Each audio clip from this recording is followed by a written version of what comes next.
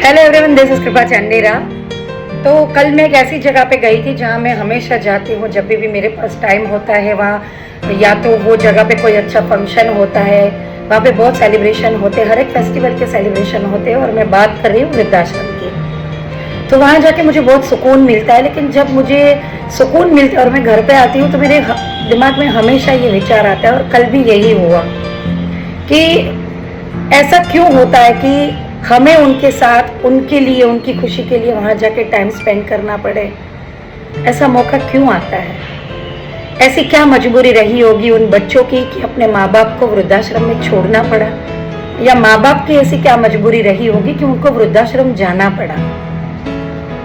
मैंने बहुत सोचा और मैं इस नतीजे पे पहुंची कि हम जिंदगी में औरतों को हर एक क्षेत्र में बहुत ही कामयाब देखते हैं, क्योंकि औरतें स्ट्रॉन्ग होती है, वो हर एक मुश्किल का सामना बहुत अच्छे से करती है।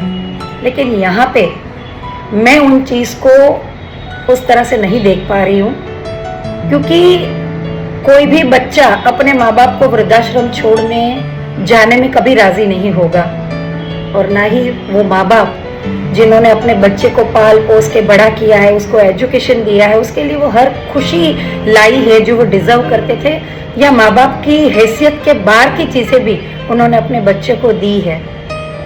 पर मैं ये कहना चाहती हूँ कि अगर कोई सास अपनी बहू को बेटी बना के रखे तो ये नौबत कभी नहीं आएगी। और एक बहू जो भी घर में जाती है, उस घर को ससुराल ना समझते हुए, सास को सास ना समझते हुए अगर माँ समझे और दोनों एक दूसरे को समझे, तो ये मौका या ये सिचुएशन कोई भी वृद्ध के लिए या कोई भी बेटे बहू के लिए आएगी ही नहीं। तो हर बात में, हर जगह पे अगर कामयाबी में औरतों का नाम आगे आता है तो हम सोच में छोटे क्यों रह जाते हैं। मैं उन हर औरतों को कहना चाहती हूँ, इंक्लूडिंग मी, कि हमें अपने परिवार में कभी भी भेदभाव नहीं रखना चाहिए। और मैं वो उन औरतों को भी कहती हूँ जो माँ है और सास है।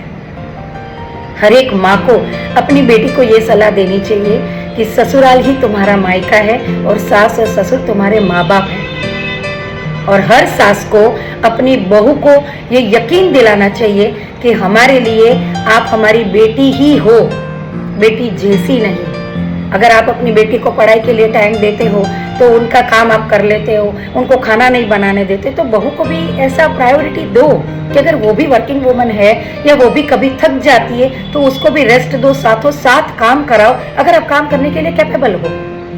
तो जिंदगी में ऐसा मौका कभी नहीं आएगा कि बच्चों को मजबूरी में अपनी बीवी की सुन के या ना सुनने के मूड में होते हुए भी कभी कभी मजबूरी में ये करना पड़ता है, और माँ बाप को भी मजबूरी में वृद्धाश्रम जाना पड़ता है।